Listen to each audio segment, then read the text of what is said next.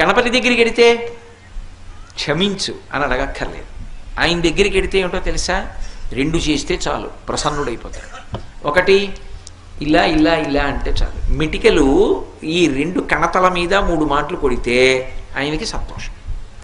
ఇలా కూడా అనక్కర్లేదు, ఆయన దగ్గరే ఇలా కొట్టి ఈ చేతి మీద కుడి చేయి పైకొచ్చేట్టు ఎడం చేయి కిందకు ఉండేటట్టు పెట్టి కుడి చేత్తో ఈ చెవి చివరిని ఎడం చేత్తో ఈ చెవి చివరిని పట్టుకుని 3 మాటలు గుంజీలు తీస్తే ప్రసన్నుడైపోతాడు.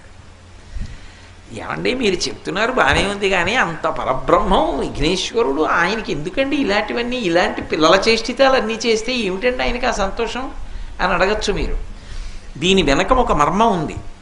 ఒకప్పుడు అగస్త్య మహర్షి మహానుభావుడు, సామాన్యుడు కాడైన ఆయన ఆ దక్షిణ దేశంలో ద్రవిడ దేశం దగ్గర ఒక పర్వతం మీద కూర్చొని తపస్సు చేస్తున్నాడు. ద్రవిడ